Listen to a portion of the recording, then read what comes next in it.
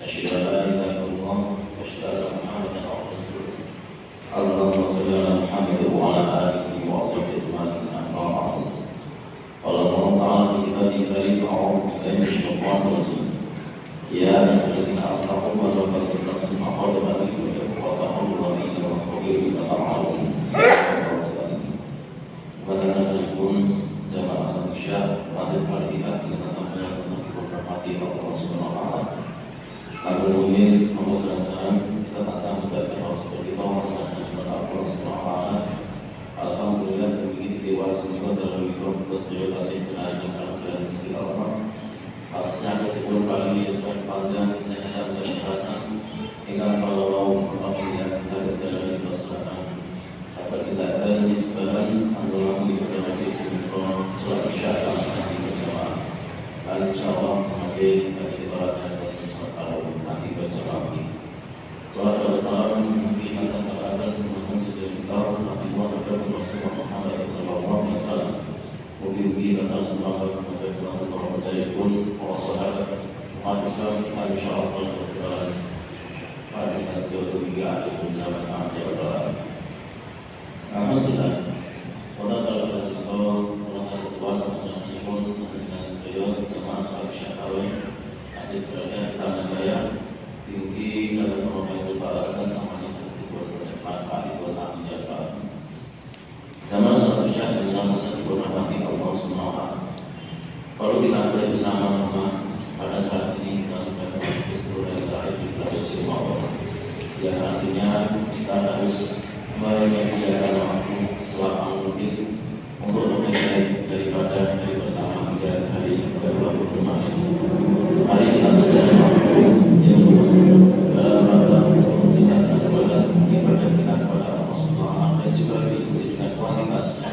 Dengan harapan mudah-mudahan di akhir Ramadan kita semuanya bisa menjadi golongan orang-orang yang mendapatkan predikat bertakwa yang beragam. Jamaah berbagai rahmatullah. Dalam kita melaksanakan ibadah puasa ini ada beberapa pelajaran yang bisa kita ambil. Yang salah satunya bagaimana kita belajar mengubah hawa nafsu yang kita punya dalam diri kita masing-masing. Bulan Ramadan sebenarnya bukan akhir dan tujuan dalam ibadah. Namun bulan ini adalah bagian dari upaya kita untuk memperbaiki diri masing-masing untuk menjadi pribadi yang lebih baik. Dan bulan Ramadan ini biasa dikenal dengan sebutan Syahrul Tarbiyah, bulan pendidikan. Pendidik kita semuanya akan menjadi pribadi yang bertakwa. Jamaah yang berbeda orang yang bertakwa ini tentu saja ada cirinya, ada indikatornya, ada contohnya yang menunjukkan bahwa seorang ini memiliki kepribadian sebagai layak orang bertakwa. Kalau sudah memasuki bulan Syawal, kita sering mendengar dibacakan ayat Allah dalam surat Al-Imran ayat 133 sampai 134 atau bahkan sampai 135. Sebenarnya ayat itu jangan hanya dipas-paskan saja ketika sudah masuk momen bersama. Justru di bulan Ramadan ini pun sebenarnya penting juga kita pelajari yang mana pada malam hari ini akan kita sebagai salah satunya, salah satu ayat dalam surat Al-Imran ayat 134 tadi. Orang bertakwa itu cirinya adalah Allah yang dikurung di surah Al-Qur'an tadi dan Al-Qur'an yang kita ambil dalam ayat ini adalah tentang walaupun orang yang pandai tentang hawa nafsu. Jadi orang bertakwa adalah orang yang pandai tentang hawa nafsu. Pertanyaan itu kita semua ada. Sudahkah kita berupaya menekan hawa nafsu kita masing-masing? Kalau sekedar mengatakan rasa bersaudara selama sekalipun dari terdengarnya alam subuh itu sebenarnya sampai terdengar kembali alam maghrib, kita menahan diri dari minuman, makanan, hal yang mengatakan puasa insyaallah kita semuanya bisa. Tapi apakah kita sudah bisa untuk meninggalkan hal-hal yang bisa menghilangkan pahala kita berpuasa atau keikhlasan kita dalam beribadah selama kita menjalankan puasa itu adalah kayak kita masing-masing dan juga sehat sendiri-sendiri. tidak mungkin dibagikan oleh saudara kita, tetangga kita, teman kita, atau oleh yang ada di rumah kita. Karena konsepnya masing-masing dipikir sendiri-sendiri. Jemaah berbagai orang itu dalam hidupnya masih punya masalah, pasti ada kesulitan yang akan dihadapi.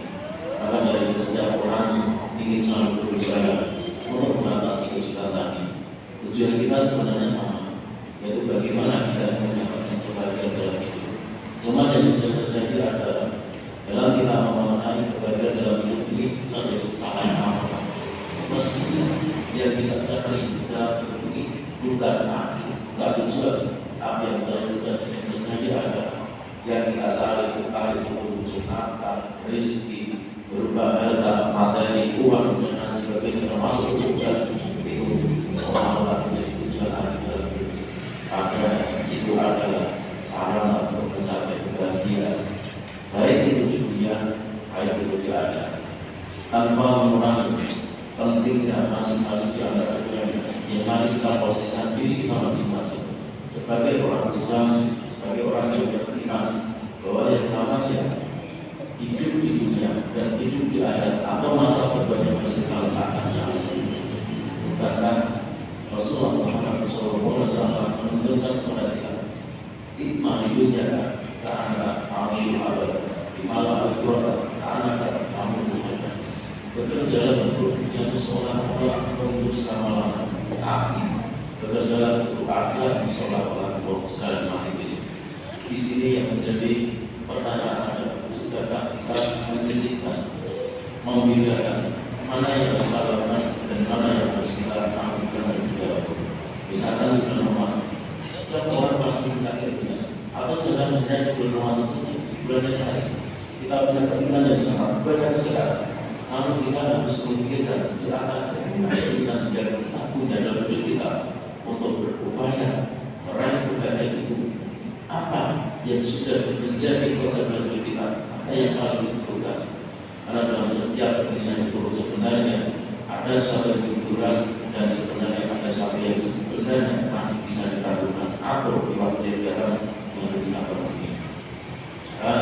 Penting kita sadari dalam hidup ini jangan sampai kita terjebak dalam masalah dunia ini. Yang sering terjadi pula ada saat ini orang-orang kaya mungkin anaknya kurang pas, mungkin kurangnya pemahaman agama, terjadi beberapa masalah penyakit, masalah dalam dunia, adalah kami betul cinta kepada dunia terlalu berlebihan. Padahal dalam Islam yang namanya dunia itu adalah sarana utama kebahagiaan. Yang kedua, orang terjadi penyakit takut mati. Padahal yang namanya mati itu adalah pasti. Dinasihkan atau yang sebuah bahasa dan merasakan mati. Ada yang menjadi pertanyaan kita semua, kenapa masing-masing dari kita takut akan mati? Pada itu jemaah sholat isya, sholat tarawih berbagai rakaat, umum di bulan Ramadan, dan ini sudah memasuki 10 hari terakhir. Jangan sampai kita menjadi orang yang misal sebagaimana kepada Rasulullah akan ada sebuah kejadian karena Rasulullah akan nilai selalu syam wajib berpuasa. Akan ada sebuah keadaan di mana orang berpuasa tidak mendapatkan apa-apa dari puasanya kecuali hanya rasa dan lega dan dosa-dosa. Mudah-mudahan di antara yang kita hadir di sini bukan termasuk yang seperti dikabarkan Rasulullah Muhammad SAW. Maka mari kita mulai memanage diri kita masing-masing menjadi orang yang bersikap bijaksana selama bulan ini, mengatur waktunya. Kapan kita akan ibadah, kapan kita akan menjalannya. Sulit kita menyiapkan diri karena sebentar lagi ada lebaran. Tapi maksudnya yang namanya ibadah, amalan selama bulan Ramadan yang mari kita kerjakan. Mumpung ini di sejarah warga yang dinikmati oleh Allah SWT. Ketika orang mulai ditinggalkan lagi sampai nanti di bulan Ramadan, sampai nanti di tanggal 1 Ramadan kita bisa menjalankan wajib ibadah kita dan melakukan ibadah kita masing-masing dan tentunya yang kita lakukan semata-mata yang dilandasi cara mencari ridho Allah SWT. Ikhlas beribadah kepada Allah. Terakhir yang kita sampaikan kepada jemaah semuanya yang berbahagia bahwa Allah tidak dapat membatasi berapa tahun sehingga mereka memberikan pada diri mereka sendiri Inna Allah yuhibbu al-taqwa hatta yuhibbu al-muhsinin. Surat Al-Qur'an ayat 11. Yang ini laksanakan sebaik-baiknya apa yang sudah dilakukan Allah ini untuk memberikan motivasi lebih untuk diri kita semua. Karena yang namanya ini, yang namanya nasib itu ditentukan oleh Allah dan kodenya masing-masing. Yang hidup mati itu pasti. Tapi ada beberapa yang kita masih punya peluang untuk kemudian cuma harus kita sadari semua yang kembali pada Allah. Ikhtiar harus selalu dilandasi dengan doa. Kita berikhtiar menjadi orang yang baik, menjadi orang yang bertakwa. Hasilnya malah tidak baik kepada Allah yang Allah naikkan. Sekali lagi jangan terlalu memaksakan diri juga, tapi harus yakin dulu dalam menjalani hidup sebagai orang yang baik. Mudah-mudahan bermanfaat dari apa yang saya sampaikan. Karena yang mengatakan dan menguji prolog, pada masa yang bermanfaat dengan sekalian saya kesadaran ability untuk mengakui sampai palsam. Ada mulai tidak berbeda satu koyot. Wassalamualaikum warahmatullahi wabarakatuh. Waalaikumsalam warahmatullahi wabarakatuh.